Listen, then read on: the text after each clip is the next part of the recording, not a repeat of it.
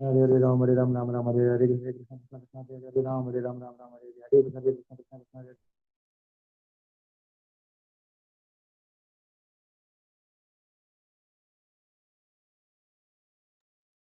हरे कृष्णा। आप सभी भक्तजनों का स्वागत है आज के सत्र में।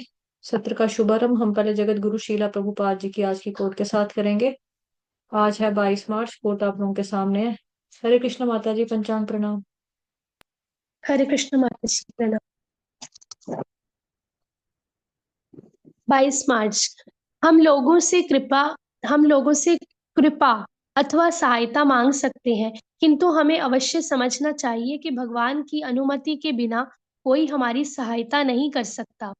मान लीजिए हम किसी धनी व्यक्ति से कुछ योगदान मांगने जाएं और भगवान श्री कृष्ण उसके हृदय में हैं, और यदि वे कहें तुम इसे धन दे दो, तो वह दे देगा, क्योंकि अभी वह इतना भाग्यशाली नहीं है, इसलिए भगवान श्री कृष्ण ने उसे निर्देश नहीं दिया।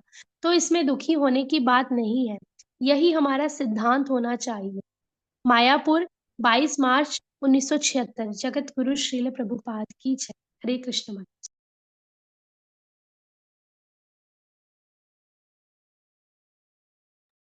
हरे कृष्ण। तो आज हम करेंगे 9th चैप्टर का श्लोक नंबर 28। तो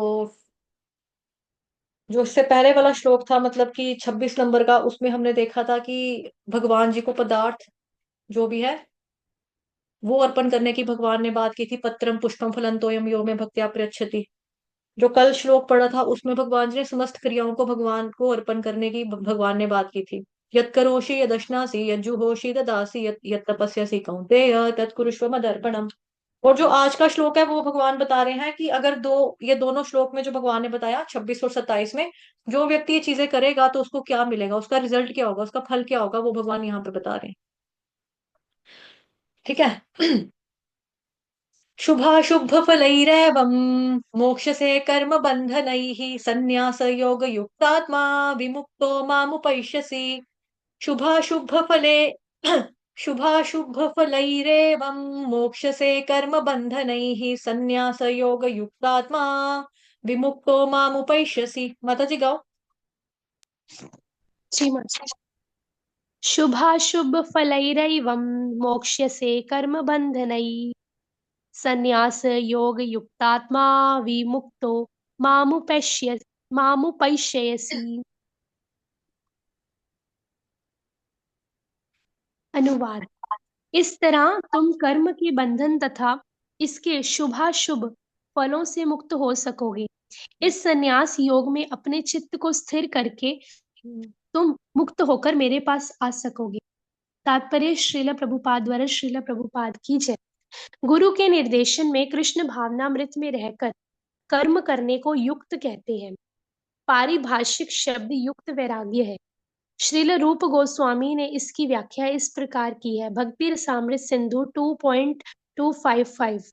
अनासक्तस्य विषयान् यथा यथा हर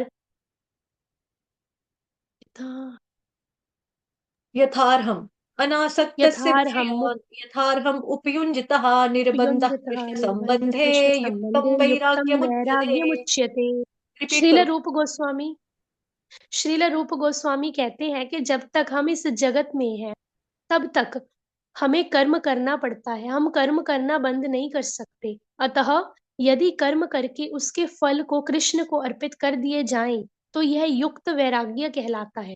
वस्तुतः संन्यास में स्थिर होने पर ऐसे कर्मों से चित्त रूपी दर्पण स्वच्छ हो जाता है, और कर्ता ज्यों ज्यों क्रमशः आत्म साक्षात्कार की ओर प्रगति करता जाता है, त्यों त्यों वह भक्त परमेश्वर के प्रति पूर्णतः समर्पित होता रहता है।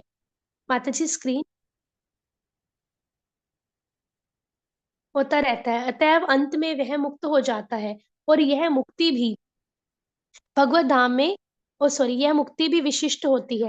इस मुक्ति से वह ब्रह्म ज्योति में तदाकार नहीं होता, अपितु भगवत धाम में प्रवेश करता है। यहाँ स्पष्ट उल्लेख है मामू पश्यसी, यानी वह मेरे पास आता है, अर्थात मेरे धाम वापस आता है। मुक्ति की 5 विभिन्न अवस्थाएं हैं और यहाँ ये स्पष्ट किया गया है कि जो भक्त जीवन भर परमेश्वर के निर्देशन में रहता है, वह ऐसी अवस्था को प्राप्त हुआ रहता है, जहाँ से वह शरीर त्यागने के बाद भगवत धाम को जा सकता है और भगवान की प्रत्यक्ष संगति में रह सकता है। जिस व्यक्ति ने अपने जीवन को भगवत सेवा में रत रखने के अतिरिक्त अन्य कोई और रुचि नहीं होती, वही वास्तविक सन्यासी है। ऐसा व्यक्ति भगवान की परम इच्छा पर आश्रित रहते हुए अपने को उनका नित्य दास मानता है। अतः वह जो कुछ भी करता है, भगवान के लाभ के लिए करता है।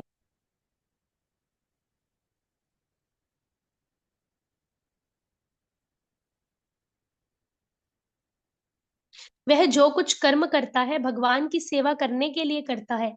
वह सकाम कर्मों या वेद वर्णित कर्तव्यों पर ध्यान नहीं देता। सामान्य मनुष्यों के लिए वेद वर्णित कर्तव्यों को संपन्न करना अनिवार्य होता है, किंतु शुद्ध भक्त तो भगवान की सेवा में पूर्णतः रत होकर भी कभी-कभी वेदों द्वारा अनुमोदित कर्तव्यों का विरोध करता प्रतीत होता है, जो वस्तुतः विरोध नहीं है। अतः वैष्णव आचार्यों का कथन है कि बुद्धिमान से बुद्धिमान व्यक्ति भी शुद्ध भक्ति योजनाओं तथा कार्यों को नहीं समझ सकता। ठीक शब्द है तार वाक्य क्रिया मुद्रा विघ्न न बुझाए। चैतन्य चरितमृत मध्य 23.39। इस प्रकार जो व्यक्ति भगवान की सेवा में रत है या जो निरंतर योजना बनाता रहता है कि किस तरह भगवान की सेवा की जाए, उसे ही वर्तमान में पूर्णतः मुक्त मानना चाहिए और भविष्य में उसका भगवत धाम जाना ध्रुव है। जिस प्रकार भगवान श्री कृष्ण आलोचना से परे हैं, उसी प्रकार वह भक्त की सारी भौतिक आलोचना से परे हो जाता है। हरे कृष्णा। पंचांग। हरे कृष्ण माता जी, पंचांग प्रणाम, धन्यवाद, हरि बोल। तो आज इस पे चर्चा करेंगे। शुभाशुभ फलैरेवं मोक्षसे कर्म बंधनैः संन्यास योग युक्तात्मा विमुक्तो मामुपैष्यसि। इसका अनुवाद है, इस तरह तुम कर्म के बंधन तथा इसके शुभ कर्मों से फलों से मुक्त हो सकोगे। इस संन्यास योग में अपने चित्त को स्थिर करके तुम मुक्त होकर मेरे पास आ सकोगे। गुरु के निर्देशन में कृष्ण भावनामृत में रहकर कर्म करने को युक्त कहते हैं। परिभाषित शब्द युक्त वैराग्य है। रूप गोस्वामी ने इसकी व्याख्या इस प्रकार की है। तो बेसिकली यहाँ पे बताया जा रहा है शुभ कर्म, उसी को देख लेते हैं। शुभाशुभ फलैरेवं, शुभ और अशुभ कर्म के फल जो हमें मिलते हैं। शुभ कर्म अशुभ कर्म करेंगे तो उनसे मिलने वाले फल। शुभ कर्म करेंगे यानी कि जो शास्त्रों में लिखा है ना, उसके अनुसार कर्म करना, वो हो गए शुद्ध कर्म, शुभ कर्म। उसका रिजल्ट क्या मिलेगा? आपको स्वर्ग की प्राप्ति हो जाएगी। अगर आप अशुभ कर्म करोगे तो क्या होगा? यानी शास्त्रों के विरुद्ध कर्म करना, यानी बुरे काम करना, पाप वाले कर्म करना, तो अशुभ कर्मों का फल क्या मिलेगा? नर्क मिलेगा। तो शुभ और अशुभ हो, दोनों ही कर्मों का उद्देश्य और दोनों ही कर्म के बंधन का कारण बनते हैं। बिकॉज इन दोनों में क्या होता है, इंसान अपने आप को संतुष्ट करने के लिए ही कर्म करता है, खुद की इंद्रियों को करने के लिए करता है। तो शुभ और अशुभ कर्म जो है, ये दोनों ही बंधन कारक हैं। यानी पुण्य करना या फिर अशुभ कर्म करना, पाप करना, तो दोनों ही बंधन के कारण है। उदाहरण आप इसका देख सकते हो, हथकड़ी पहनी हो किसी ने, चाहे वो सोने की हो, लोहे की हो, पीतल की हो, चांदी की हो, डायमंड की हो, हथकड़ी हथकड़ी होती है। और हमें शुभ और अशुभ दोनों से मुक्त होना चाहिए। जैसे शुभ कर्म अशुभ कर्म के बारे में हमने ऑलरेडी पढ़ा भी हुआ है आपको, उसमें क्या बोलते हैं, 9 चैप्टर का जो 21 नंबर का श्लोक था। 20 नंबर का श्लोक क्या था? त्रैविद्या माम सोम पापूत पापा यज्ञैरिष्ट्वा स्वर्गतिं प्रार्थयन्ते ते पुण्यमासाद्य सूरेन्द्र लोकम अश्नन्ति दिव्यान दिवि देव भोगान। 21 नंबर का जो श्लोक, एतम भुक्त्वा स्वर्गलोकं विशालं क्षीणे पुण्ये मृत्युलोकं विशन्ति एवं त्रयी धर्ममनुप्रपन्ना गतागतं काम कामा लभन्ते। कि लोग पुण्य कर्म करते हैं, स्वर्ग की प्राप्ति होती है, स्वर्ग की प्राप्ति होगी तो जैसे ही क्षीणे पुण्य मृत्युलोकम विशन्ति, जब उनके पुण्य खत्म हो जाएंगे, पुण्य समाप्त हो जाएंगे तो वापिस उनको जमीन पर ही आना पड़ेगा, मृत्यु लोक में वापिस संसार में आना पड़ेगा। तो पाप हो चाहे पुण्य हो, दोनों ही हमको संसार में बांधते हैं। पाप हमें बांधते हैं, संसार में कष्ट देते हैं, हमें कष्ट देकर फंसा देते हैं। लेकिन पुण्य कर्मों से संसारिक भोगों की जो अरेंजमेंट होती है, व्यवस्थाएं होती हैं, संसारिक भोग की इच्छाएं आती हैं, लेकिन ये संसारिक भोग भी हमें संसार में फंसाने वाले ही हैं। तो इसीलिए हमको दोनों से बचना चाहिए। ठीक है, तो ये हो गया शुभाशुभ फलैरेवम, शुभाशुभ फलैरेवम। अब एवं का अर्थ यहां पर है इस प्रकार, समस्त कर्म मुझे अर्पण करें। तो 9वें अध्याय के 26वें श्लोक में भी हमने पढ़ा पत्रम पुष्पम फलम, मतलब सभी प्रकार के पदार्थ भगवान को अर्पण करना चाहिए। और कल जो हमने पढ़ा यत् करोषि यदश्नासि यज्जुहोषि ददासि यत्, उसमें भगवान ने बताया कि सभी प्रकार की क्रियाएं भगवान को अर्पण करो।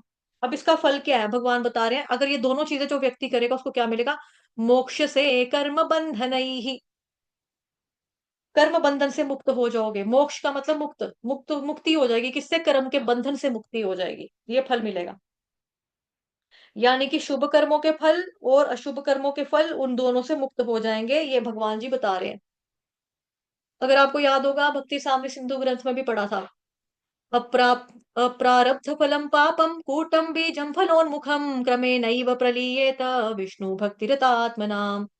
जो लोग परम पुरुष की भक्ति में लगे हैं, उनके सभी पाप फल, चाहे वो फलीभूत हो चुके हो, भंडार में हो, मतलब स्टोर में अभी हैं, गोदान में पड़े हुए हैं, भंडार में हो, या फिर बीज के रूप में हो, धीरे धीरे लुप्त हो जाते हैं खाली भगवान की भक्ति करने मात्र से ही। सभी तरह के फल, पाप के जो फल होते हैं, चाहे वो फलीभूत हो चुके हैं, आप उनका भोग रहे हो, वो भी खत्म हो जाएंगे। और जो कहीं पे स्टोर है कि आने वाले जन्मों में कभी मिलना था उसका फल, वो भी खत्म हो जाएगा। और जो बीज के रूप में है कि पाप करने की प्रवृत्ति होती है ना, हमारी सोच होती है कि मैं ये करूं वो करूं, वो सोच जो है, जो बीज के रूप में भी बैठी है, वो भी खत्म हो जाती है। तो ये भक्ति की शक्ति है। नेक्टर ऑफ डिवोशन में ही हमने उत्तम भक्ति के बारे में पढ़ा था, है ना, शुद्ध भक्ति के लक्षण बताए थे, उसमें विशेषताएं थी, जिसमें पहला ही लक्षण क्या था, क्लेश अग्नि था ना एक, सभी प्रकार के भौतिक क्लेश, यानी कि जो भौतिक संकट हैं उससे राहत दिलाती है हमें भक्ति। तो भक्ति सभी प्रकार के क्लेशों को जला देती है ना, क्लेशाग्नि, क्लेशों को जलाने वाली आग। ब्रह्म संहिता में भी आता है 5वें का 54 में, यस्तविंद्र गोप, क्या ट्यून है उसकी,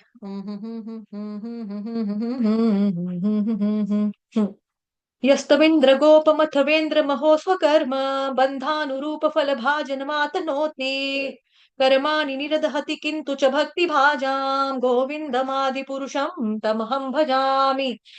तो उसकी जो तीसरी लाइन है, कर्माणि निरदहति किंतु च भक्ति भाजाम, कर्माणि निरदहति किंतु च भक्ति भाजाम, भक्ति करने से कर्मों को जलाया जाएगा, भक्ति करेंगे तो हमारे कर्मों को जलाया जाएगा।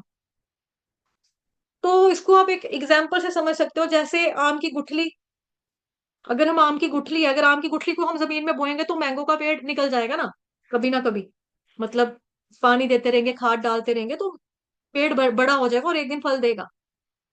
लेकिन जो अगर आपने आम की गुठली को जला दिया, आग ही लगा दी, आग लगाकर उसको जमीन के अंदर बोओगे तो उसमें से वृक्ष निकलेगा क्या, फल निकलेगा, नो। तो उसी प्रकार से हमारे कर्मों को भक्ति करने से जलाया जाता है। इसका मतलब है कि व्यक्ति कर्म के फल से मुक्त हो जाता है। तो ये अर्थ है शुभाशुभ फलैरेवं मोक्ष से कर्म बंधन ही। अब देखते हैं संन्यास योग युक्तात्मा विमुक्तो मामुपैष्यसि, संन्यास योग युक्तात्मा विमुक्तो मामुपैष्यसि, संन्यास योग युक्तात्मा विमुक्तो मामुपैष्यसि। संन्यास योग युक्त आत्मा, अगर इसको अलग करें, संन्यास योग युक्त आत्मा, यहाँ संन्यास योग के साथ युक्त आत्मा, जो संन्यास भी है और जो युक्त भी है। अब दोनों साथ में योग कैसा होगा, तो दोनों को जब हम साथ में लेकर चलते हैं उसको बोलते हैं युक्त वैराग्य। जैसे ऊपर यहाँ पे, सॉरी नीचे यहाँ पे प्रभुपाद जी ने उदाहरण दिया हमें तात्पर्य में, युक्ता भक्ति स्वामी सिंधु ग्रंथ का सेकंड खंड का, सेकंड चैप्टर का, नहीं सॉरी फर्स्ट चैप्टर का सेकंड खंड का श्लोक संख्या 255, 255। अनासक्तस्य विषयान् यथार्हम् उपयुञ्जतः निर्बन्धः कृष्ण संबंधे युक्तं वैराग्यमुच्यते। तो इसमें प्रभुपाद जी ने मतलब कि इसमें क्या बताया, इसमें तात्पर्य में ये है कि अनासक्तस्य विषयान यथार्हम उपयुञ्जतः निर्बंध कृष्ण संबंधे युक्तम वैराग्य मुच्यते।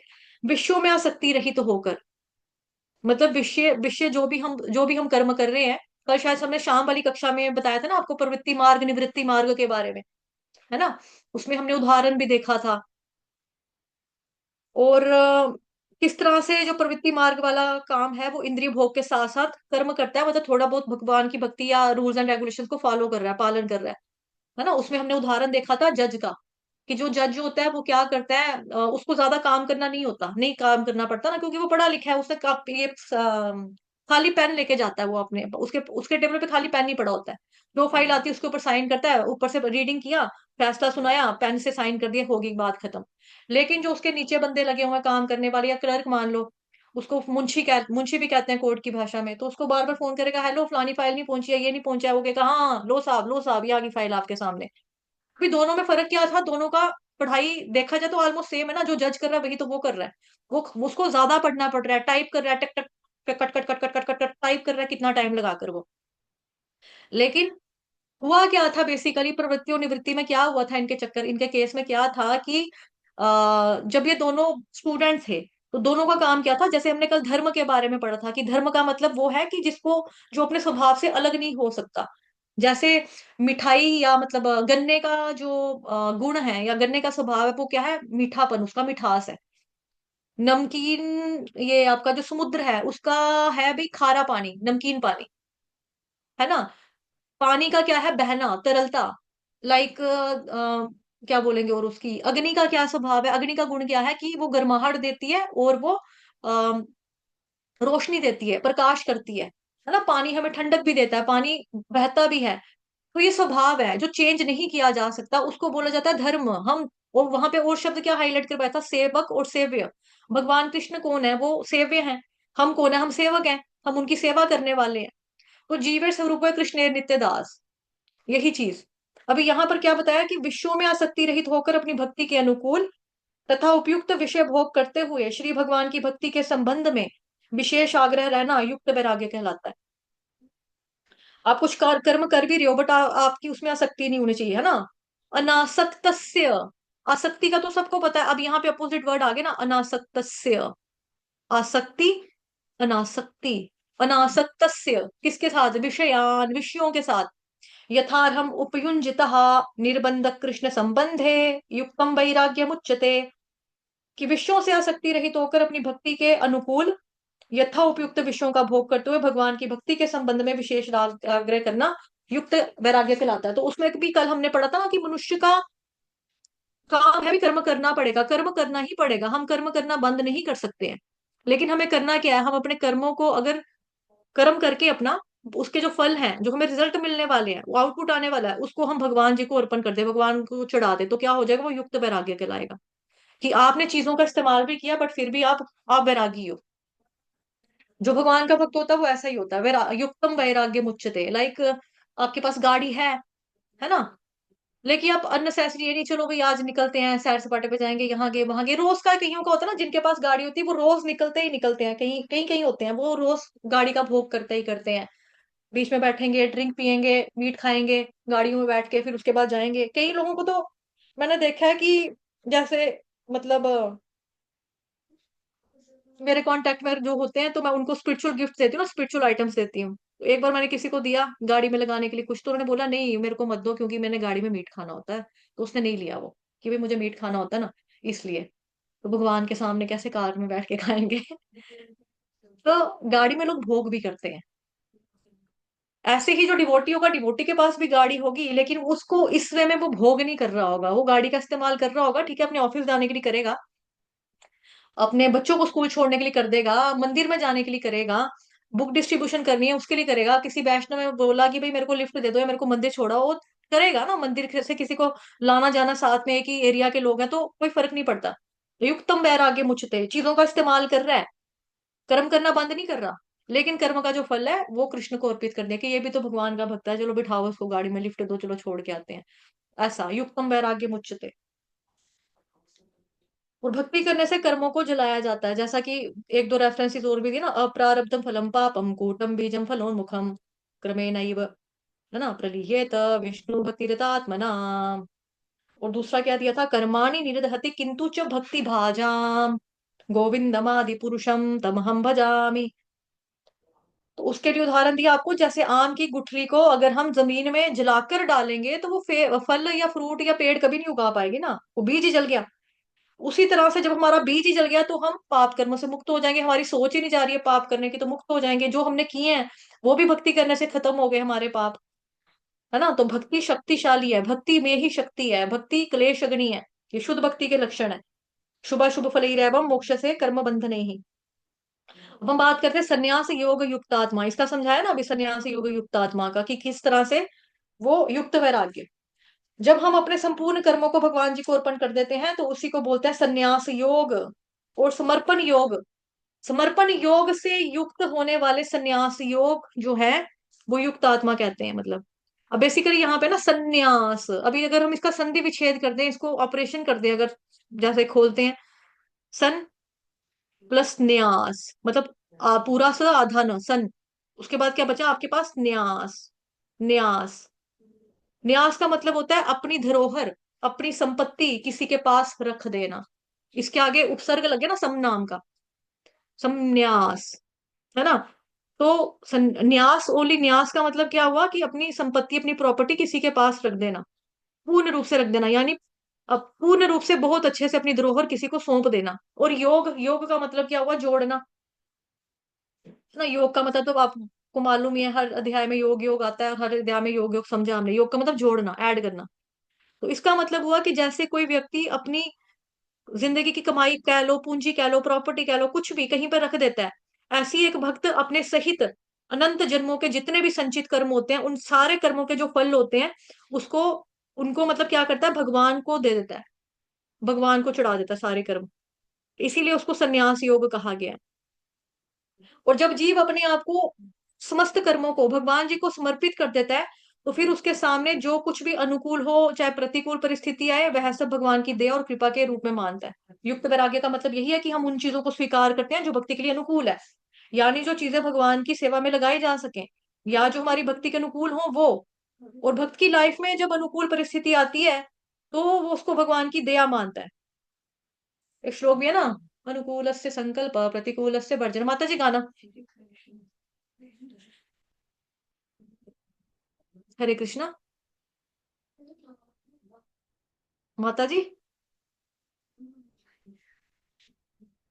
भाव्या प्रभु जी हैं। मेरी आवाज आ रही है आप लोगों की, नहीं आ रही है? आ रही है माता जी। अच्छा, गाना प्रभु जी श्लोक, माता जी सुन नहीं पा रहे, शायद से कुछ कर रहे होंगे। जी माता जी। अनासक्तस्य ये वाला नहीं, जी। ये वाला नहीं, ये वाला नहीं, अनुकूल से संकल्प प्रतिकूल से जी वर्जनम वही। रक्षति विश्वास हो, ये वाला। जी माता जी।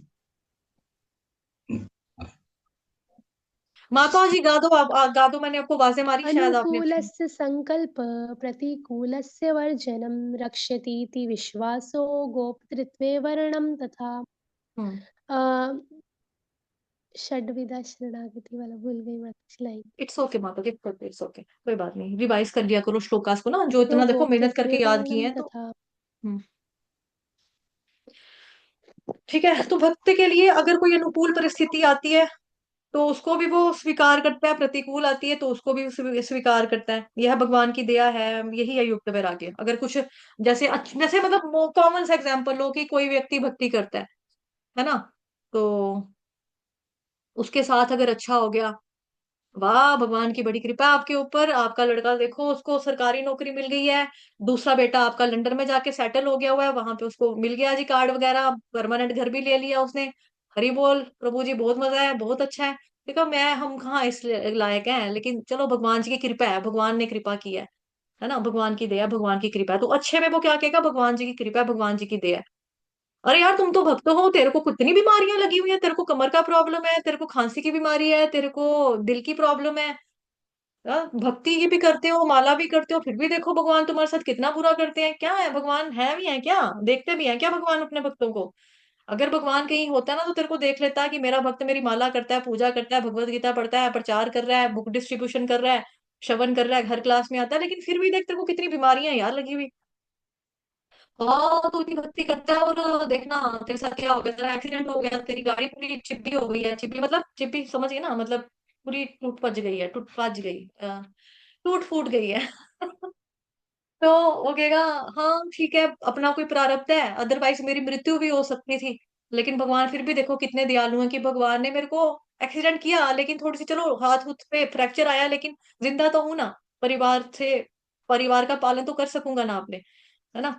इसलिए मेरे को कहेगा कि जो हुआ मतलब मेरे तो कर्म इतने गंदे थे, पता नहीं क्या होना था मेरे साथ, लेकिन 1 मिनट माता जी होल्ड करना, लेकिन पता नहीं क्या मेरा अच्छा कर्म था कि भगवान ने मेरे को इसी में छोड़ दिया, है ना। इसी में मतलब मेरा जो था उद्धार हो गया, क्योंकि मैं भक्ति करता हूँ तो शायद भक्ति से ही मैं बच गया, अदरवाइज मैं मर भी सकता था। जिस हिसाब से एक्सीडेंट हुआ था, जिस हिसाब से प्रॉब्लम हो सकती थी, उतनी बड़ी प्रॉब्लम नहीं हुई, इतना सीरियस इशू नहीं हुआ, लेकिन मेरे को थोड़ी सी चोट छूट लगी, लेकिन चलो कोई बात नहीं, ठीक है, भगवान जी का शुक्रगुजार हूँ मेरे को जिंदा रखा। तो भगवान जी को इस वे में वो मतलब कि थैंक यू भी कहता है, और ये कहता है कि मेरे ही प्रारब्ध हैं, मेरे ही कोई अपने गंदे हैं जो मतलब इस वजह से मेरे साथ हुआ होगा, है ना। जैसे आपने देखा होगा अक्सर जो लोग भक्ति करते हैं ना, जब भक्ति नहीं करते थे तो मस्त थे, सारा सब कुछ ठीक था।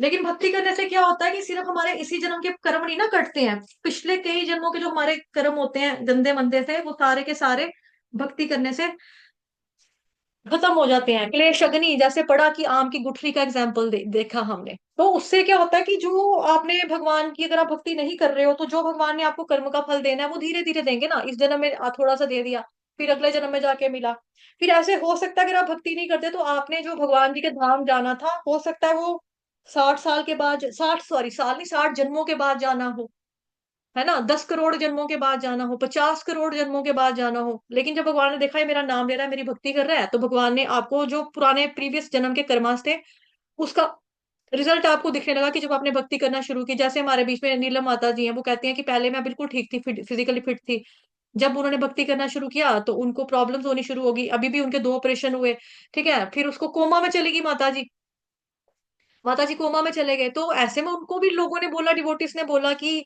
तू इतना नाम ले रही है, तिलक लगा रही, कंठी पहन रही, देख हरे कृष्ण हरे रामा कर रही और तेरे को बीमारियां लगी जा रही हैं, पहले तो तेरे को कुछ भी नहीं था, तेरे को माला करने से ही बीमारी लग रही है। मैं कह रही हूँ नहीं है जरूरत माला करने की, भगवान की भक्ति करने की, आप देवी देवताओं की शरण में जाओ, शिव जी इतने भोले भंडारी, काली माता की तू पूजा कर, देखना चंडी माता तेरे दुश्मनों का कैसे सर्वनाश करेगी, तेरे पीछे चीजें छोड़ी हुई हैं, तांत्रिक लगे हुए हैं तेरे पीछे, ऐसे ऐसे करके एक बैन भी डालते हैं ना, मतलब लोग, किसी ने कुछ कर दिया है, किया कराया, है ना, होता है मतलब कि किसी ने कर दिया होगा, आपको जादू कर दिया होगा, टूना लगाया होगा, कि कैसे कैसे हो गया, अचानक से कैसे होगी इतनी प्रॉब्लम, ऐसे कैसे हो गया, उसकी मृत्यु होगी, लड़की की शादी की तो लड़की घर आकर बैठ गई है, ससुराल वाले कैसे पड़ गए। तो व्यक्ति जो होता है वो यही कहेगा जो भक्त होगा कि जो अच्छा हुआ तो भगवान जी की दया है, भगवान जी की कृपा है, बुरा हुआ तो हाँ ठीक है मेरे ही कोई पिछले जन्म का फल होगा।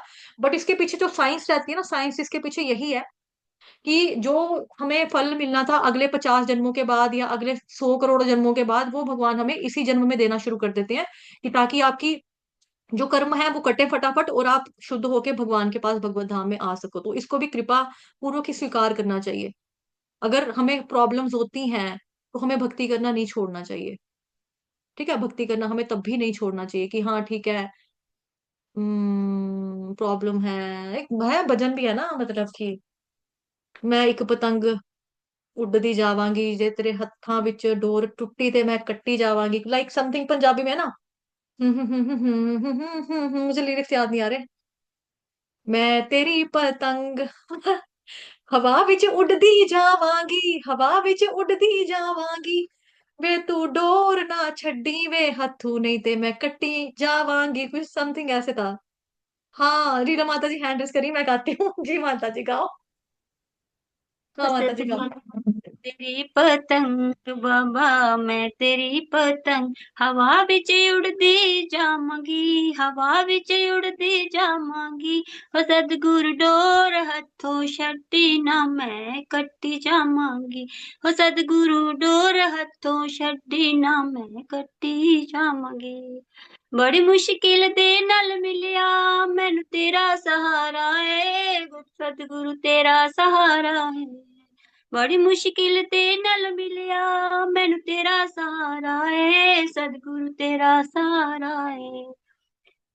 बस इतना ही आता तो है पर मुझे आगे मेरी पीछे मम्मा कह रही है इसको पूरा आता है। मैनू इको तेरा आसरा, मम्मी कह रही है मैनू इको तेरा आसरा, ये वाली लाइन आएगी आगे। वो कह रही है हाँ ये कह रही। हाँ ठीक है, हरी बोल माता जी। तो यही है ना कि भगवान हमें पकड़ के रखते हैं। कई बार होता है ना कि व्यक्ति सोचते हैं कि हमने 16 माला की, 16 माला करता था अभी छूट गया, तो लोग बड़ी जल्दी जो होते हैं ना वो ऐसे कहने लगते हैं देखो उसकी 16 माला छूट गई ना, मतलब लाइक उसकी भक्ति रुक गई, भक्ति रुक गई, भक्ति रुक गई, उसने ये किया ना, उसने वो किया ना, भक्ति रुक गई, भक्ति रुक गई, भक्ति रुक गई, डाउनफॉल हो गया, पतन हो गया, पतन हो गया। बट आप लोगों को मालूम नहीं है कि कृष्ण भगवान के अकॉर्डिंगली जो मतलब हमारे जो मेरे शिक्षक गुरु हिज ग्रेस चक्रवर्ती दास प्रभु जी कहते हैं कि अगर कोई व्यक्ति कृष्ण भगवान जी की 16 माला करता है ना, तो कृष्ण भगवान वो चाहे भले भगवान को सोचे कि भी मैंने नहीं माला करनी है, लेकिन कृष्ण भगवान उसको पकड़ के रखते हैं, कृष्ण भगवान उसको नहीं छोड़ते हैं। और घूम फिर के आएगा यहाँ वहां से, जो भी करके आए, लेकिन वापस आके वो माला अपनी, चाहे महीने के बाद आए लेकिन उसकी शुरू हो जाएंगी वापस। ऐसा नहीं है। और किसी किसी के केस में हो जाता है कि माला टोटली छूट जाती है जब आपके पास भक्तों का समय संग ही नहीं है, आप किसी का संग नहीं ले रहे, आपकी कोई स्पिरिचुअल फ्रेंड नहीं है आपकी लाइफ में, कोई दोस्त नहीं है आपको बताने वाला कि अब क्यों नहीं आ रहे हो आप चैंटिंग सेशन में, कोई ऐसा कहने वाला नहीं है क्लास में आना चाहिए, श्रवण किया करना चाहिए, आरती नहीं की है चलो मेरे साथ कर लेना, कोई ऐसा मित्र हो ना तब भी आपका चल पड़ता है। हाँ तो ये वही बात है ना, जैसे मैंने आपको कल बताया, कल मैंने आपको बताया था कि किस तरह से जो है भक्त कर रहे हैं कि हमें जगाओ, हमें जगाओ, जगाओ तो फिर उठना नहीं है, उठना है तो फिर हम आएंगे नहीं, मतलब इस तरह से हरकतें करना ये ठीक नहीं है ना। कल मैंने आप लोगों को बोला, बताया था कक्षा में कि ऐसे करते हैं। अभी कई लोग होते हैं ना, उनको बोलो ना कि आप क्यों नहीं आ रहे हो, चैंटिंग क्यों नहीं कर रहे हो, माता जी आपको तो पता है, आपको क्या बताएं, आपको तो मालूम है भगवान की मर्जी के बिना एक पत्ता भी नहीं हिलता। तो भगवान की मर्जी नहीं होगी, भगवान नहीं चाहते होंगे कि हम चैंटिंग करें, नहीं मर्जी होगी। भगवान हमें कहाँ जगाने के लिए आए माता जी, भगवान ने हमें कहाँ उठाया। अलार्म तो बज रहा था, हमने अलार्म का मुंह बंद बार बार किया, अगर भगवान ने हमारे दिमाग में इतना ही डालना होता हमें बेड से नहीं उठा देते माता जी। काल तो मेरा मुझे आपका आ रहा था, लेकिन मैंने सोए सो देखा, फिर पता नहीं मेरी आंख लग गई, मैं उठी थी, आई स्वेयर मैं उठी थी। फिर मैं उठ के मुंह भी धोया, लेकिन जब मैंने देखा ना कि बच्चे बाकी बेड पे सोए हुए हैं, तो मैं वापस 2 मिनट मैंने सोचा बेड पे बैठ के माला करती, तो मैं पहले बेड पे बैठी, फिर मैं लेटी, फिर मैं सो गई, आंखें कब बंद हुई मेरे को पता ही नहीं है इसके बीच का क्या हुआ। तो इस तरह से कई भक्त कहते हैं कि हमारे पे कृपा नहीं है, तो हम कहाँ से करें, कृपा नहीं है। तो कृपा तो देखो यहीं पर है। इसमें मुझे एक जोक याद आया, एक बारी ना एक व्यक्ति होता है, उसको यही निष्ठा होती है भगवान के ऊपर कि भगवान मेरे को बचाने आएंगे, है ना, सुन लेता है कि भगवान भक्तों की रक्षा करते हैं, भगवान बचाने आते हैं। तो व्यक्ति जो होता है वो डूब रहा होता है, तो उसको बचाने के लिए अब वो कहता है भगवान मुझे बचाओ, भगवान मुझे बचाओ, भगवान मुझे बचाओ। उसको एक किश्ती वाला देखता है, किश्ती वाला उसको अपना हाथ देता है कि आ मेरा हाथ पकड़, आ जा मेरी किश्ती में बैठ जा। वो कहता है नहीं, उसका हाथ परे कर कहता है भगवान मुझे बचाओ, भगवान मुझे बचाओ, भगवान मुझे बचाओ, भगवान मुझे बचाओ। वो नहीं, वो किश्ती वाला फिर आगे चला जाता है, वो किश्ती वाले की बाजू ठंड के मारता है पीछे कि तेरा हाथ नहीं पकड़ूंगा मैं। वो किश्ती वाला चला जाता है, फिर दूसरा आता है मोटर बोट वाला, वो कहता है दे अपनी बाजू हम तुझे पकड़े। कहता नहीं, मुझे मेरा भगवान बचाने का, भगवान मुझे बचा, भगवान मुझे बचा, भगवान मुझे बचा, कहाँ है भगवान, कहाँ है भगवान। उस तरह से करने लगा। तीसरा फिर आता है, हेलीकॉप्टर वालों को पता लगता है कि यहाँ पे एक बंदा पानी में फंसा हुआ है, उसको रेस्क्यू करो, निकालो बाहर। वो रस्सी फेंकते हैं, हेलीकॉप्टर लेके जाते हैं, रस्सी फेंकते हैं कि रस्सी पकड़, सीढ़ी लगी है, सीढ़ी चढ़ के ऊपर हमारे पास आ। कहता नहीं, मुझे मेरा भगवान बचाएगा। ऐसे करते करते आदमी डूब जाता है, मर जाता है। उसके बाद भगवान जी के पास जाता है। भगवान क्या कहता है, तो बताओ तुम्हारी मृत्यु कैसे हुई। कहता मृत्यु कैसे हुई, मतलब क्या है भगवान आपका, आपने मेरे को बचाने नहीं आए। आप बताते हो कि मैं बचाता हूँ, भक्तों की रक्षा करता हूँ, आप तो मुझे बचाने के लिए नहीं आए थे। भगवान कहते हैं हाँ, मैं तेरे को बचाने नहीं आया था, वो जो किश्ती वाला भेजा था, जो हेलीकॉप्टर वाला भेजा था, वो तेरी मासी का लड़का था, है ना, बन के आया, मैंने नहीं भेजे थे। तो हमें समझना चाहिए ना इस बात को कि भगवान हमें बचाते हैं, लाइक खुद अगर नहीं आते, भगवान किसी को माध्यम बनाते हैं, किसी को जरिया बनाते हैं। और ये चीज कहना कि हाँ भगवान की मर्जी के बिना पत्ता नहीं हिलता, नहीं उठ पा रहे तो हम क्या करें, भगवान की मर्जी नहीं होगी ना, भगवान की मर्जी है तभी। अलार्म है आपके पास, अलार्म वाली घड़ी है, मोबाइल में क्लॉक लगती है, मोबाइल में अलार्म लगता है, भक्तों का संग है आपके पास। सुबह 3 बजे देखो कई डिवोटीज बड़े सिंसियर हैं, जैसे प्रिया गुप्ता माता जी, ठीक है, एक माता जी और हैं, वो शायद पता नहीं आज अभी नहीं आए होंगे, उनके पापा की डेथ हुई है। निधि गर्ग माता जी, 3 बजे सेशन ऑन होता है, 3 बज के 3 मिनट पे या 3 बज के 7 मिनट तक ये पहुंच जाती हैं। एक हमारे बीच में और माता जी, काना किशोरी देवी दासी माता जी, पूरी बॉडी पैरालिसिस वाली है पूरी। 3 मिनट से ज्यादा वो बैठ नहीं सकती, खाना भी बेचारी लेट कर खाती है। अपना पर्सनल काम जो भी अपने शरीर का होता है सारी उसकी मम्मा उसका काम करती है। माता जी की ज्यादा उम्र भी नहीं, छोटी है, 24-25 साल की होगी शायद से, या 26-27 साल की होगी। लेकिन अभी उनका जो पहुंचा हुआ है, मतलब कि सिस्टम धीरे धीरे पांव तक खराब होते होते अभी पेट तक है, खाना भी थोड़ा बहुत खा पाती है ना, सांस लेने में दिक्कत हो रही है, तो सोचो कितना ही प्राण बचा होगा। लेकिन वो भी चैंटिंग सेशन में आ रही है, बिकॉज वो वैल्यू है ना उसको, हरे कृष्ण महामंत्र के नाम की वैल्यू है उसको। हर कृष्ण कान्हा किशोरी देवी दासी माता जी, उसको नाम की वैल्यू उसको पता है। ये छूट गया, ये टाइम छूट गया तो पता नहीं क्या होगा मेरे साथ। उसने जो गुरु महाराज जी से वादा किया, उसने जो मेरे से वादा किया कि दीक्षा कराओ भाई, मैं नाम जपूंगी महाराज जी, मैं नाम लेती रहूंगी, मरते दम तक नाम लूंगी, वो ले रही है, उसको मालूम है ना। लेकिन हरे कृष्ण महामंत्र की महिमा उनको तो समझ में आ गई है। लेकिन जो व्यक्ति नहीं समझ पा रहा है वो यही ड्रामे लगा रहा है, नींद नहीं खुलती है, नींद नहीं खुलती, काम होता है, नींद नहीं खुलती, नींद नहीं खुलती। बस 84 लाख योनियों से सोते आ रहे हैं, 84 लाख योनियां सोने के लिए, नींद के लिए कम नहीं होती हैं। 84 लाख योनियां खाना पीना घूमना फिरना नींद करना इसके लिए कम नहीं होती हैं, बहुत है ये। और कईयों ने स्टेटस डाला होता है कि ये मेरे और कृष्णा के बीच की बात है, कृष्ण भगवान हमारी प्रॉब्लम समझते हैं। क्या प्रॉब्लम समझ जाते हैं कृष्ण भगवान की? आप आलसी हो, ये प्रॉब्लम है कि आप आलसी हो। आलस्य पन आपका, या निद्रा ज्यादा लेना, ये तमोगुण है। ये आपकी समस्या नहीं है, ये तमोगुण है। आपके अंदर तमोगुण ज्यादा है। आप उसको कम कैसे कर सकते हो? श्रवणम के माध्यम से, श्रवण के माध्यम से कम करो, हरे कृष्ण महामंत्र का जप करके कम करो। लेकिन नाम के मामले में ही आपको बहाना लगाना है कि नींद नहीं खुलती। पहले सर्दियां थी, उसके बाद एक माता जी कहती अभी मार्च का महीना चल रहा है ना अभी, हाँ मैंने कहा हाँ मार्च का चल रहा है, अप्रैल चढ़ेगा, फिर मई जून आएगा। जून में आप कहोगे मुझे गर्मी लग रही है, जुलाई में कहोगे बारिशें पड़ रही है, मुंह पे पसीना चिप चिप चिप चिप हो जाता है, लिप लिप होता है, कैसे करे माला, है ना। अक्टूबर नवंबर में वापिस सर्दियां शुरू हो जाएंगी, फिर ये फरवरी मार्च अप्रैल तक सर्दियां चलती रहेंगी, चलती रहेंगी, चलती रहेंगी। सर्दी में ठंड लगेगी सबको लगेगी, गर्मी में गर्मी लगेगी सबको लगेगी। लेकिन जो सर्दी गर्मी को सहन करके भगवान का नाम ले रहा है, जैसे कल वाले श्लोक में हमने पढ़ा था, अहेतुक्य अप्रतिहता, कि भक्ति शुड भी अहेतुक्य, बिना किसी रीजन के भक्ति होनी चाहिए, उसमें कोई स्वार्थ नहीं आपका होना चाहिए। भगवान हम ये कर लेंगे, आप मेरे बच्चे को पास कराना, मैं आपकी 2 माला एक्स्ट्रा करूंगी हरे कृष्ण महामंत्र की। ऐसा नहीं होता, ये होगी हेतु वाली भक्ति, हमें हेतु वाली भक्ति नहीं करनी है। दूसरी होती है अप्रतिहता भक्ति, आपकी कभी भी किसी भी हाल में खंडित नहीं होनी चाहिए, किसी भी हाल में उसका खत्म नहीं होना चाहिए, कि मतलब क्यों नहीं कर रही भक्ति, जुकाम था ना, सर्दी थी ना, पिठ में दर्द थी, पेट में दर्द थी, चक्कर आ रहे थे, हिचकी लग रही थी, हिचकी लग रही थी तो पानी पी लो। एक ने सच में मुझे यूजलेस ये दिया माता जी, सुबह मैं उठा था ना तो मेरे को ना हिचकी आ रही थी। अब आप लोग मेरे को बताओ, हिचकी इज अ परमानेंट बीमारी क्या?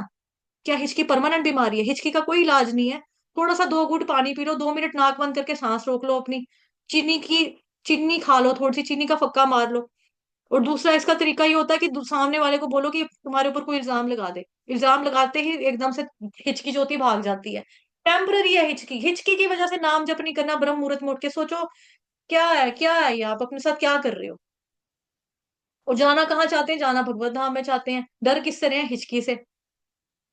अभी हिचकी से डर लग रहा है तो सोचो इन लोगों को जिनको हिचकी से, सर्दी से, जुकाम से, कमर दर्द से, घुटनों के दर्द से, पेट दर्द से, बुखार से डर लग रहा है, जब उनको यमदूत लेने के लिए आएंगे, मार मार के लेके जाएंगे, मृत्यु का टाइम पे आएगा, तब इनको कितना डर लगेगा सोचो जरा।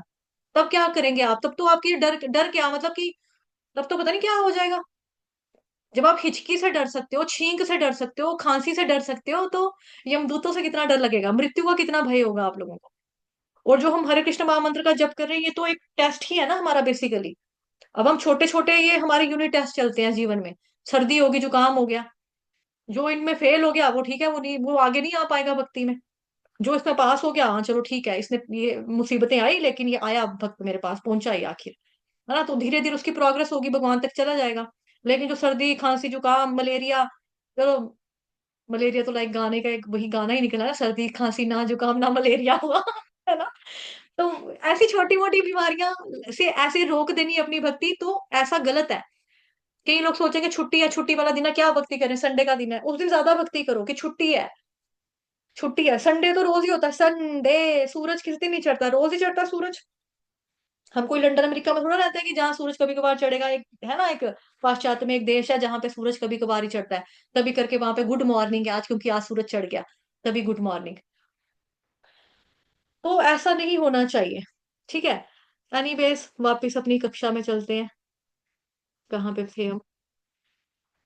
अनुकूल प्रतिकूल तक हमने देखा समझा है ना। तो ये चीज, व्यक्ति अनुकूल हो प्रतिकूल हो उसमें हिलता डुलता नहीं है।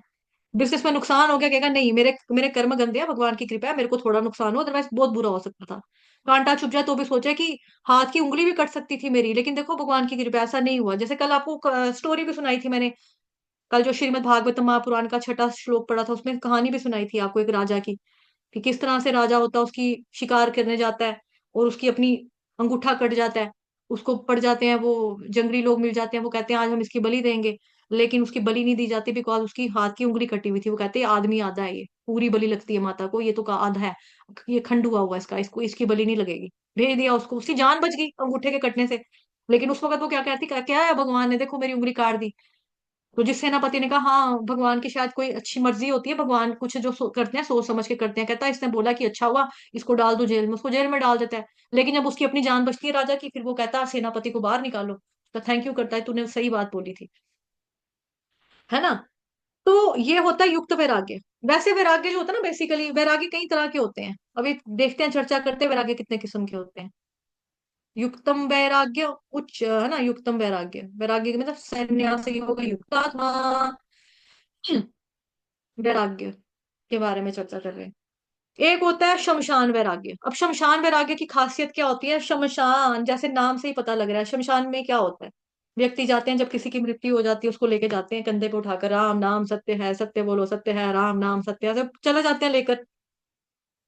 अब जो व्यक्ति शमशान घाट में जाता है, उसके संस्कार के ऊपर जाता है, अफसोस करने प्रकट करने जाता है, वो देखता है कितना कुछ कमाया, कितना कुछ बनाया, लड़के को पढ़ाया, इंजीनियरिंग की डिग्री करवाई, छोटी लड़की की शादी लंदन में की, उसकी शादी कैप्टन से हुई, कितना कमाया, घर बनाया, मकान बनाया, कोठी बनाई, गाड़ियों का कितना शौक था, बहुत बहुत बहुत बहुत। लेकिन व्यक्ति का गंतव्य पॉइंट क्या है, डेस्टिनेशन क्या है, राम नाम सत्य है, अंत तो यही है।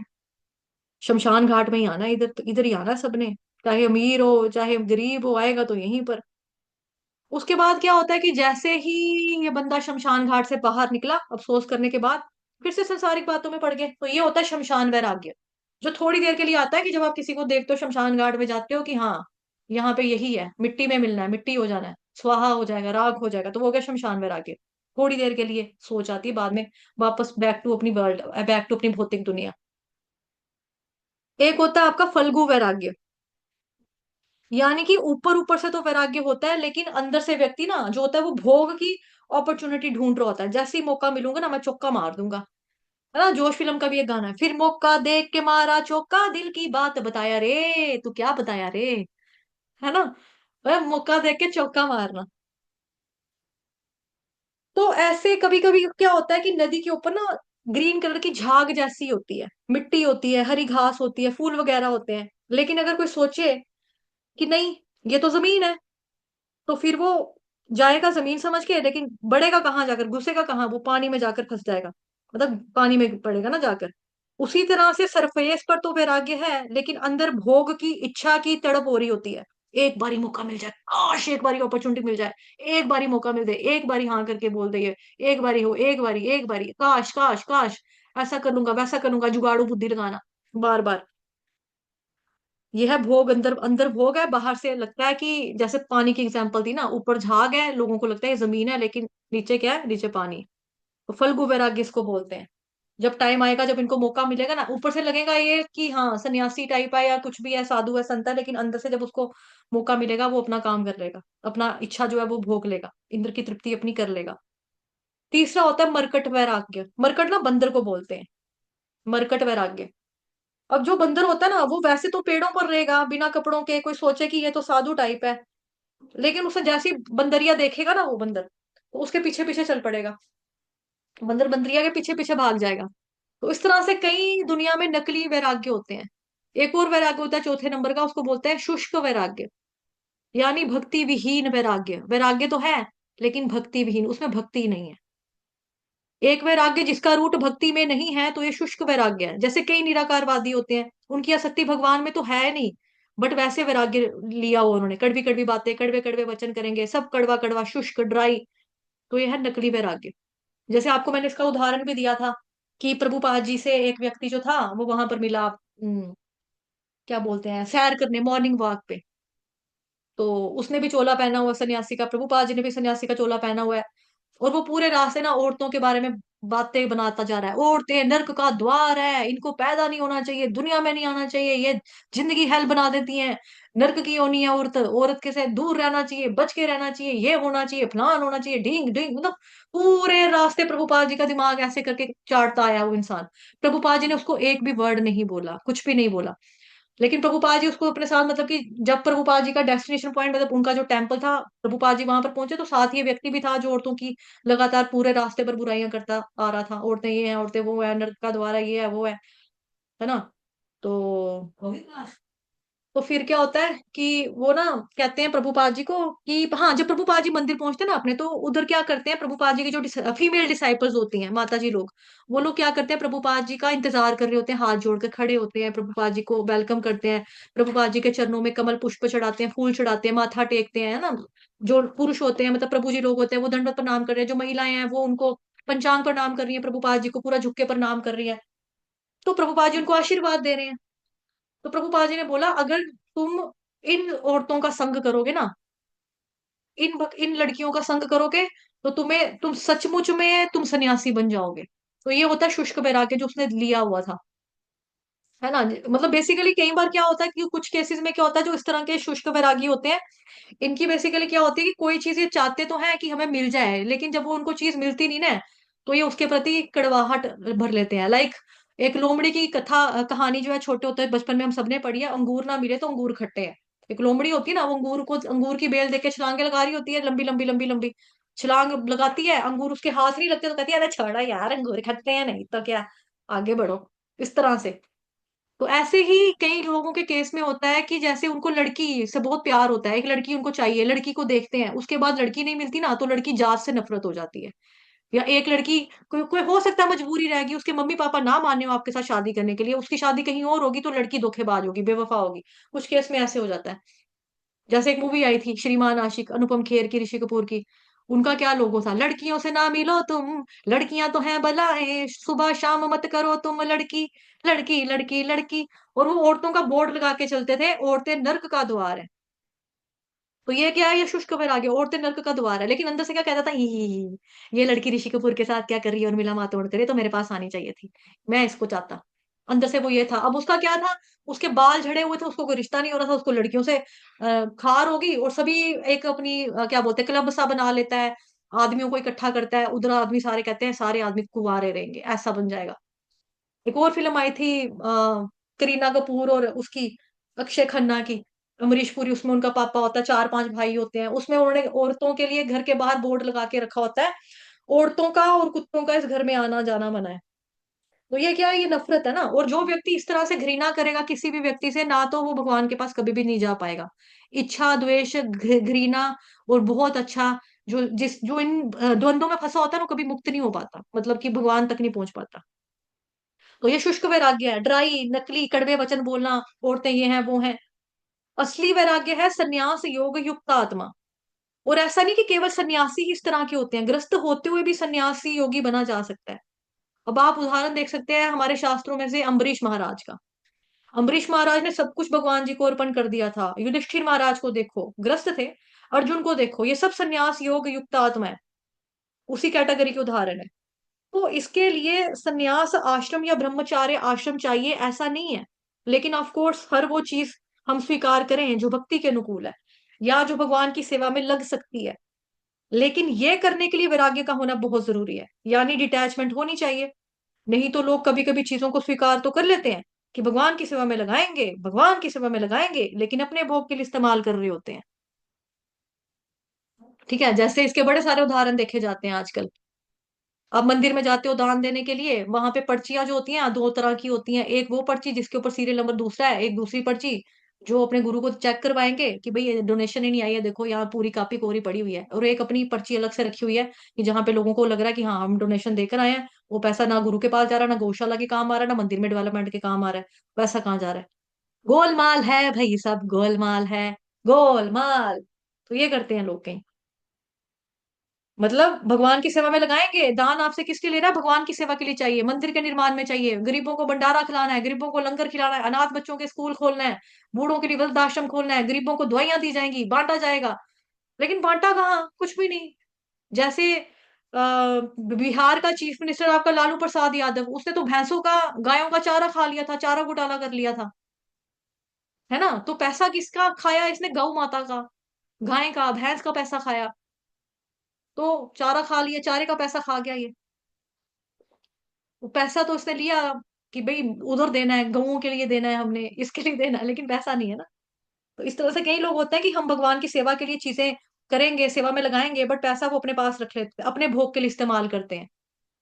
तो ये इन चीजों से बचना है, इन चीजों से बचना चाहिए। और ये समाज में बहुत ज्यादा हो रहा है, ये बहुत ज्यादा हो रहा है कि आपसे कुछ बोल के पैसा लिया जाता है, लेकिन आपके धन का उपयोग जो है वो दूसरी ही अन्य वस्तुओं में वो अपने भोग के लिए करते हैं।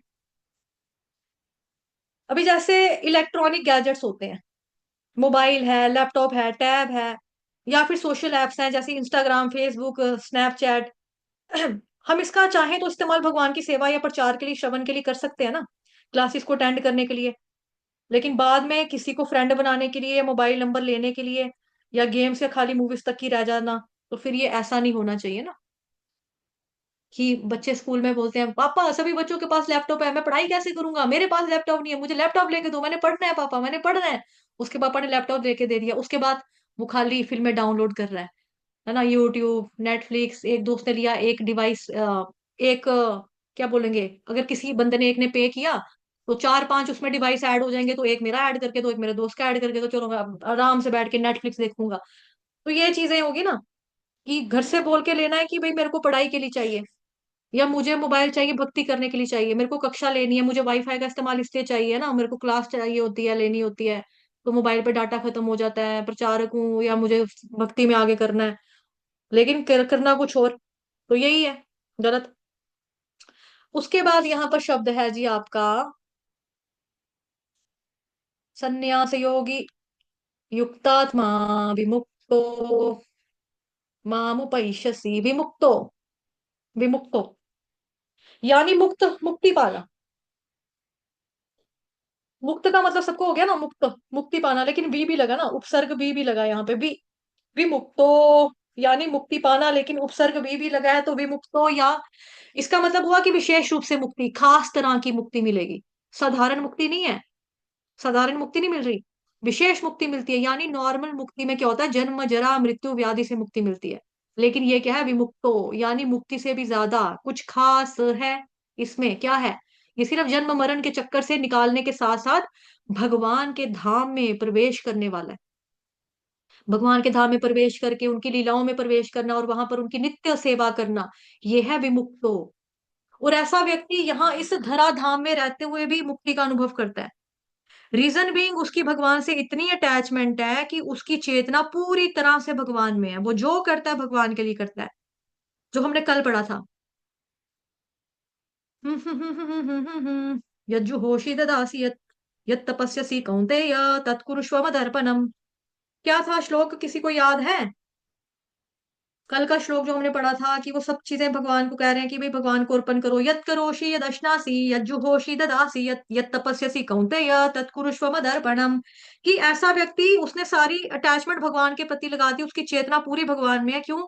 क्योंकि वो जो करता है भगवान के लिए करता है। क्या क्या करता है? तपस्या, तपस्या, यत् तपस्यसि कौन्तेय, ददासी यत्, दान करता है, यज्ञ करता है, हवन करता है, क्रियाएं करता है, जो कुछ कर रहा है भगवान के लिए करता है।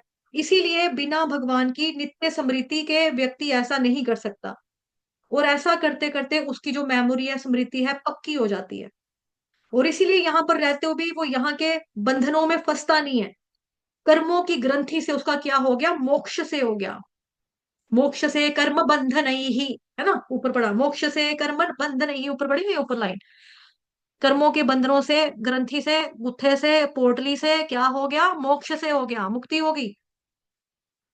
और फाइनली जब सारे कर्म बंधन कट जाते हैं उसके, चाहे वो कौन से हो, पुण्य कर्म के आने वाले फल, या पाप कर्म से आने वाले फल, अपराधों से आने वाले फल, भक्ति ठीक से ना कर रही आपने उससे आने वाले फल, ये सारे कष्ट कट जाते हैं।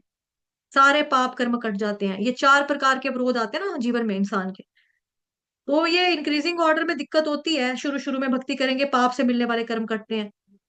दूसरे नंबर पे पुण्य से मिलने वाले कर्म कटते हैं। और उसके बाद अगर ठीक से भक्ति नहीं की तो उसकी वजह से भी हमारे कुछ कर्म होते हैं। जैसे एक बारी ना एक बच्चा था, वो, आपको पहले भी मैंने उदाहरण दिया था, ये वो जाता है बस स्टेशन में, जाता है ना, या रेलवे स्टेशन में जो मशीन लगी होती है, वजन तुलाने वाली मशीन लगी होती है। उसका मन करता है बच्चे का कि मैं अपना वजन तुलवाऊं कि मैं कितना किलो का हो गया हूँ। छोटा बच्चा भी, वो मतलब बच्चा ही है अभी। तो वो क्या करता है, सिक्का डालता है मशीन में, मतलब मशीन में सिक्का डाला, कॉइन जो डाला, उसके बाद टिकट आई, खिश खिश खिश खिश खिश करके वापस, उसके ऊपर लिखा हुआ 0 किलोग्राम, जीरो जीरो वेट। अब वो पर्ची लेके, उसके पापा ने देखा है पर्ची में 0 किलोग्राम, मेरा बेटा तो ठीक ही है, कम से कम 2 4 10 किलो तो वजन कुछ तो बताना चाहिए मशीन को, ये तो 0 बता रहा है। उसे बोला, स्टेशन मास्टर, ओ स्टेशन मास्टर, तुम्हारी मशीन यहाँ पे खराब है, लोगों को मुल्लू बना रहे हो, लोगों के पैसे लूटने लगाई ये मशीन। वो कहता, नहीं हमारी मशीन तो बिल्कुल न्यू है, आप फिर से चेक करो। तो मैं देखता हूँ, मैं यहीं पे खड़ा रहता हूँ। उसका बच्चा जब सिक्का डालने लगा, अब बच्चा छोटा है, बच्चे का हाथ जो है वो स्लॉट तक जा नहीं पा रहा, जहां पे मुंह है सिक्के का बना हुआ, मशीन के अंदर जो मुंह बना के रखा है कि सिक्का यहाँ पे डाले, उसका बच्चे का हाथ स्लॉट तक नहीं पहुंच रहा है। तो पापा क्या कर रहे हैं, उसके गोदी में बच्चे को उठा रहे हैं। पहले भी उसके पापा ने गोदी में उठा लिया और सिक्का डाल दिया। उस स्टेशन मास्टर ने बोला, मशीन ठीक है लेकिन आपका वजन चेक करने का तरीका गलत है, इसीलिए आपका रिजल्ट ठीक नहीं आ रहा है। तो कभी कभी जब हम ठीक से भक्ति एग्जीक्यूट नहीं करते तो उसका रिजल्ट ठीक नहीं आता। तो भक्ति ठीक ना करने की वजह से भी अनर्थ आते हैं। और एक होता है अपराध, हमने अपराध भी किए, वैष्णवों के प्रति अपराध किए, नाम प्रभु के प्रति अपराध किए, अर्च विग्रह की सेवा करने में अपराध किए, जीव के प्रति अपराध किए, है ना, मतलब कीड़े कूड़े मरते हैं कितने सारे हम हमसे। तो या अन्य कुछ अपराध हम कर देते हैं कि आपके घर के बाहर कोई कुत्ता, आपने उसको पत्थर मार दिया, डंडा मार दिया, या जमादार को बोला, म्युनिसिपैलिटी वालों को, उठाओ इसको यहाँ से, लो जहर दे के मारो, भैं भैं भाव भाव भाव भाव करते रहते हैं, सिर पीट लगाई इन लोगों ने, है उनको ऐसे बोल दिया। तो जमादार ने आपके कहने के ऊपर, स्वीपर ने आकर उसको जहर दे दिया, बेचारे कुत्ते को, मर गया वो तो, जीना था ना उसने, अगर अगर आप जहर नहीं देते उसकी मृत्यु तो नहीं होनी थी, वो जीता अभी बेचारा। तो इस तरह से जीव अपराध कर देते हैं हम लोग। तो इन सबसे वो पाता है विमुक्त, जब कंप्लीटली इन सबसे फ्री हो जाता है तो उसको बोलते हैं विमुक्तो। ठीक है, विमुक्तो। उसके बाद है आपका लास्ट, मामुपैश्यसि। शुभाशुभ फले, शुभाशुभ शुभाशुभ फलैरेवं मोक्षसे कर्म बंधनैः संन्यास योग युक्तात्मा विमुक्तो मामुपैश्यसि। मामुपैश्यसि, मामुपैश्यसि, मुझे प्राप्त करोगे, भगवान कह रहे हैं। मामू मतलब मेरे को, माम मुझे, पैश्यसि मेरे को प्राप्त करोगे। ये ब्रह्म के केस में इम्पॉसिबल है। यानी भगवान व्यक्तिगत रूप से बता रहे हैं कि किस तरह से भगवान जो श्याम सुंदर रूप है, कृष्ण भगवान जी, ठीक है, श्री कृष्ण को प्राप्त करता है व्यक्ति। अगर हम जो कुछ भी करें वो भगवान के लिए करें, तो जो कुछ भी है हमारे पास वो भगवान को अर्पित करें, तो कर्म बंधन से होगा, मोक्ष से, और फिर होगा विमुक्तो, और फाइनली हम पहुंचेंगे कृष्ण के पास, मामु पैश्यसी। लेकिन प्रैक्टिस करनी होगी किससे, हमें, संन्यास योग युक्त आत्मा की। चीजों का भोग कर भी रहे हो तब भी उसको, लाइक भोग नहीं मतलब कि यूज करना, बट उपभोग, लाइक यूजर की तरह यूज करना है, लेकिन ऐसे नहीं कि मिस यूज करना उसका, वैसा नहीं। अनासक्त विषयान यथा हम उपयुज्यता निर्बंध कृष्ण संबंधे युक्तम वैराग्य मुच्यते, इस तरह से, इस तरह से करना। तो जो ब्रह्म का केस है उसमें तो इम्पॉसिबल ना, बिकॉज वो भगवान को निराकार मानेंगे तो वो कहाँ से जाएंगे। वो तो कहते हैं लिश्कारा है, प्रकाश है, लाइट है, रोशनी, आध्यात्मिक लो है, बस उसी में जाऊंगा, उसी में घुल मिल जाऊंगा, परमात्मा में जाके आत्मा विलीन हो जाएगी, मैं परमात्मा बन जाऊंगा, मैं भगवान बन जाऊंगा। बट ऐसा नहीं होता ना। मैं रंग शरबतों का, तू मीठे घाट का पानी, तू आजा मुझ में घुल जा, मेरी सारी बात बन जानी। तो ये खाली फिल्मों में होता है, रियल में नहीं है ऐसा। रियल में ऐसा बिल्कुल भी नहीं है कि भगवान में घुल मिल जाएंगे। भगवान की भक्ति करनी पड़ेगी, साकार रूप में, सगुण रूप में उनको मानना है हमने, उनकी सेवा पूजा, नाम लेना है। और उन नाम लेते वक्त भगवान जी के सब रूप का चिंतन करो, गुण का चिंतन करो, लीला का चिंतन करो। इतनी सारी लीलाएं भगवान की, अनंत लीलाएं भगवान की, जो आपको अच्छी लगती है, जो आपको एकदम से जहन में आती है, उसको याद करो, उसको लीला का चिंतन करो। ये तरीका है। ध्यान में भी लगा रहे हो अगर तो भगवान को प्राप्त करने का, ध्यान भी करना है तो भगवान का ही ध्यान करना है। जैसे कल हमने श्रीमद् भागवतम महापुराण की कक्षा में देखा था कि वो तारीफ करते हैं कि आपका जो मुनियो प्रश्न है ना, वो जगत के कल्याण हेतु प्रश्न पूछा आपने, बहुत अच्छा प्रश्न पूछा है, बिकॉज इससे लोगों का कल्याण होगा, क्योंकि वो प्रश्न कृष्ण के बारे में ना, इसीलिए। बिकॉज जो जिस व्यक्ति का प्रश्न होगा या जिज्ञासा होगी, हमारा चिंतन वही हो जाएगा। जैसे मैंने बोला मैंगो, तो मेरे चिंतन में मैंगो आएगा ना। मैं मैंगो, मैंगो पीला होता है, मैंगो मीठा होता है, मैंगो को ऐसे काटते हैं, मैंगो का शेक भी बनता है, चिंतन मैंगो में चला गया ना पूरा। उसी तरह से जिस व्यक्ति का प्रश्न कृष्ण से रिलेटेड होगा, तो उसका चिंतन कृष्ण का होगा। और जब उत्तर आने वाले हैं भागवतम महापुराण से, मतलब कि भगवान की लीलाओं के बारे में जब उत्तर आएंगे, भगवान की लीला, भगवान के नाम, भगवान के रूप, भगवान का गुण, उससे क्या होगा, व्यक्ति जब सुनेगा, श्रवण करेगा, तो उसकी आंखों में अश्रु बहेंगे कि भगवान इतने महान है। भगवान की महिमा का जब वर्णन सुनेगा, गुणगान सुनेगा भक्तों के मुख से, वो भी भक्त है ना, उनके मुख से सुनेगा, तो उसकी आंखों से आंसू बहेंगे, तो फिर क्या होगा, आत्मा प्रसन्न हो जाएगी और वो हो जाएगा, मतलब मुक्त हो जाएगा। तो भागवतम महापुराण बेसिकली पढ़ा था हमने कि निर्मल पुराण है उन लोगों के लिए जो इस संसार से निकलना चाहते हैं। और जो भागवतम महापुराण का श्रवण अच्छे से करता है, जो अच्छे से स्टडी करेगा, नॉट ओनली रीड, स्टडी करेगा डीप वे में। जैसे कल मुझे एक भक्त ने बोला कि आपने तो पूरे श्लोक का ऑपरेशन कर दिया माता जी, पूरा चीट फाड़ दिया आपने, श्लोक का पूरा ऑपरेशन करके बता दिया। तो वही, मतलब हम अगर डीप वे में स्टडी करेंगे, भगवान को जानने की कोशिश करेंगे ना, भगवान भी खुश होंगे, मेरा भक्त कितना प्रयास कर रहा है, मेरे को जानने की इच्छा रखता है। भगवान हमें ज्ञान प्रकाशित करेंगे अपना, गुरु महाराज की कृपा से ऐसा होता है, भगवान की कृपा से ऐसा होता है।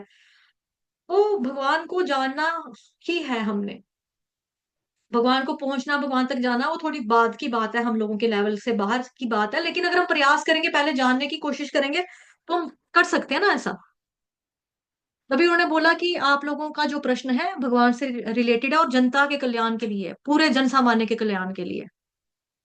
तो ऐसा ही जिज्ञासा होनी चाहिए भगवान के बारे में। ठीक है, चलिए आज के लिए इतना ही। शाम को 4:15 बजे जो भागवतम महापुराण की कक्षा है, उसमें आज आप श्लोक लर्न करवाएंगे। श्लोक नंबर 1 तो कराएंगे पहले कैंटो का, पहले स्कंद का 3रा श्लोक। दूसरा श्लोक लर्न करवाएंगे आपको पहले कैंटो का दूसरे चैप्टर का श्लोक नंबर 4। नारायणं नमस्कृत्य नरं चैव नरोत्तमं देवी सरस्वती व्यासं ततो जयमुदीरयेत्, ये वाला श्लोक लर्न करवाएंगे। ठीक है, 2 श्लोक लर्न करवाएंगे नए वाले, और 2 श्लोक पुराने वाले जो आप लर्न कर चुके हैं, पहला और दूसरा, उसको अच्छे से रिवाइज करके आएंगे, रिवीजन करके आएंगे खुद से। ठीक है, आप लोगों को वीडियो भी दी है, आप लोगों को लिखकर भी मैंने फोटो दिया हुआ अलग से, सबको नोट्स भी दिए हुए हैं।